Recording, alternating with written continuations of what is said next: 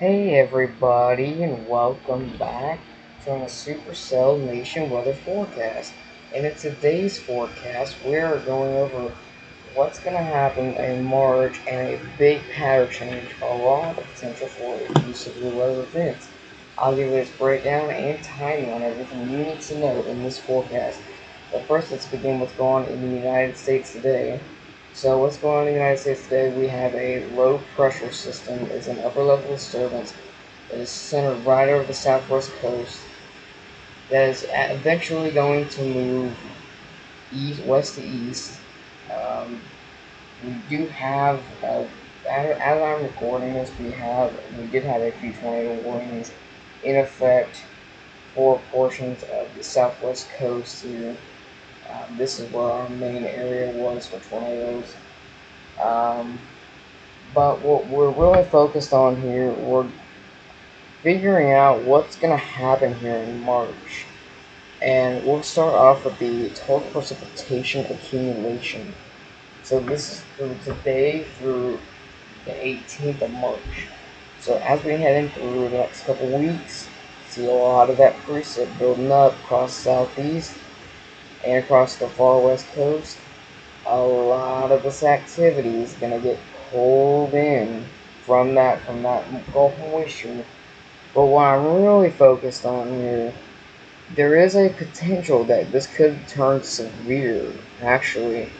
As we take a look at this here on the NAM model here, um, really big, a lot of supercell composites showing here for the fourth and fifth. Really just a lot of stuff blowing up here. But as we take a look at our the convective potential available energy here, or also known as our CAPE, we're talking over um, about 3,000 joules per kilogram in some areas. I mean, typically when you get this, it spells trouble. When you get the kinematics and the aerodynamics in the atmosphere, and if you above 500 joules per kilogram of CAPE, it spells trouble. Because you're going to start getting those winds, those upper level winds, and you're going to start getting these rotating storms in the lower levels. But what I'm looking at here is a bit of a cap for central Texas. This is what I'm mainly concerned about for preventable thunderstorm. So this will be our main area to watch for a cap here. Um, as you can see, a lot of this is not even capped towards the architects, back up to the Midwest here, which we'll get into that in just a moment. Um, what I really wanted to point out is our dew points here. This is our moisture in the lower levels of the atmosphere. This, however, we have the potential for this to become localized severe threat here. And it literally just shoots out of the Gulf of Mexico. Like, it literally shoots out of the Gulf of Mexico. Um, as we get that dry line in here, along with the cold front, so here's the cold front, and then the dry line is right in front of us here. So as we get those two frontal boundaries here, those two boundaries, we're going to start to, it's no trouble. I mean, we're going to start having this moisture, really moisture surge pulling out, and really just a big system coming in. What I also wanted to take a look at was the temperatures here. Um, in this quick update here, we got our temperatures really, really hot in pretty much all the southern plains and the southeast. Once again, we're getting really big moisture values, those rich southerly winds um, coming up from the southeast. Now, I do want to take a look at our vortices. This is what shows us our positively tilted and negatively tilted systems that could come in. So what I'm looking at, basically, we're seeing what we call these vortices. These 500 values here. Now, really what this basically means, and I break down the situation, we start to get these positively tilted systems here. And as you can see, I'm drawing a 1500 value because this is where we could see the most activity I think right in here we could see some activity this week, early this week, and late next week. So what we're gonna have here, if I take a look at the full lower 48 here, this is what's gonna show us our low pressure systems here. So as we take a look at this here, so see, as you can see, there's really nothing going on at the moment besides the upper level disturbance that I showed you here. This is our upper level disturbance, while we have a high pressure ridge coming up from the southeast. Now, I really wanted to take a look at this. This is a sounding analysis from the wind speeds here. Really nothing too impressive with this, actually. Its majority of this is in the upper levels. The low-level jet is really just not that strong for any of these wind shear to get organized, any of these storms to get organized. But really see that Gulf moisture surge pull up from the Gulf. Really big cold front coming in, really pushing that down. So if we take a look at our wind speeds here. This is our wind speeds for today through the 6th to the 7th.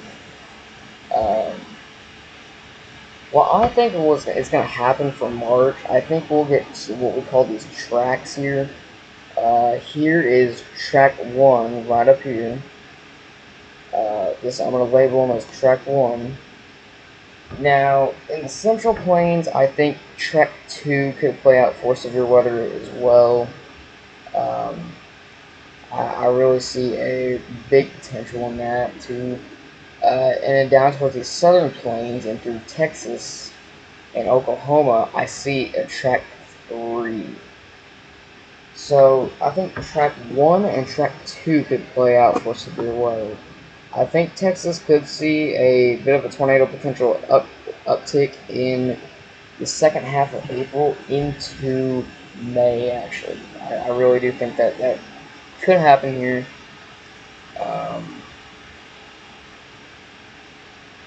As we take a look at our bulk wind shear here, that really gets ramping up through the 4th and the 5th. But what I see a problem here was what we call an alignment adjuster. This is going to be our jet stream here that I'm going to draw out. This is all of our energy here. This is where our energy could happen this week for severe weather. But what I'm really looking at here, if you guys can see this is our jet stream levels here. The jet stream is what controls the weather pattern here across the country. This is something I wanted to point out here. We really get this upper level system coming in from the southwest, and I really think that this is not going to be a tornado producer by any means. I think the majority will be a hail and wind producer if anything does try to spark up. What I'm also the reading values are actually pointing out a cap in place for central and north central Texas. What I think that could happen, the cap could erode at some point from the heat from the sun. I really do think that it could erode. What we're looking at here, all this energy right here for severe weather becomes a little bit of is capped, because we got basically, if y'all don't know what a cap is, you get your cold air coming up from the ground level through the atmosphere, upper levels in the atmosphere. You get your hot air. They try to merge with each other. That just can't. It'll basically prevent severe thunderstorms. Basically prevent them from forming here. What I really want to take a look at here is our wet bulb temps. This is for hail mainly. Usually when you get wet bulb temps up to 0 degrees Celsius, that's when you start to have problems. It spells trouble. It really spells trouble, because you start to have this dry and cool atmosphere for freezing rain, or for freezing precipitation as in certain levels of the atmosphere, you go higher and higher, and as you can see, all that cold air comes to try to sweep down in through the southern plains here. Really, just it's a big setup, but it's a big question mark right now, where a lot of this is gonna hit. It's really a big question mark. But the main event, what I wanted to point out here, if we go take a look at I want to take a look at the Euro model, the European model. That is actually the most accurate model given out. So if we go through the southeast here, this is what I'm talking about here. All this activity coming in through the next 4 to 5 days from these two systems here. Here's system number one. So I switched back to the lower 48. Here's system number one. It's already coming in. It's already causing problems on the far west coast. Now, system number two. That's still a bit of a question mark. Really a big question mark there. Yeah, here at the end of the model run here's system 2. It's very hard to see, but there's system 2 here. That's what we could see for severe weather in central Texas looking on Thursday into Friday. Then by the weekend we should dry out. What I really wanted to talk about here is what we could expect from this system. Once again, these specifics, details, and all that stuff is really a big question mark right now. But what I am looking at here, if we go to our precipitable water here, shows us our moisture, just like similar to our dew points here. Really get that moisture surge coming in from the southeast. Really just ramping up until this cold front comes in. Really, that cold front's what's gonna bring all that dry, cool air down to the south. And what I'm looking at here on temperatures, we're not really talking about a cold blast by any means. It just could be a potential for a few cooler degrees. As you can see in this one frame of the future radar cast here. A few degrees cooler back up to north central to west central Texas here. Really just a big question mark on when it's going to hit. What I am looking at here is the Storm Prediction Center's outlook. This is the last thing I wanted to point out here. Now, before we end this forecast update, we have a level 1 out of 5 marginal risk. That is for Monday afternoon to early evening. Now, what I think could happen here, I think we could see a little bit of hail, but it's mainly going to be hail and damaging wind events. This is for the 4th of Monday. So this is what we could be looking at here. I think we could see a slight risk. I would not be surprised if this gets upgraded to a level 2 out of 5. That is a slight risk on the scale here. So a level 2 out of 5 here. So really just a big question mark here. So where could severe weather hit? Where is my best confidence and all that? I think my best confidence is most likely we could see a little bit of stuff back up to the Midwest and the Ohio Valley. I really do think that's the potential that we could see.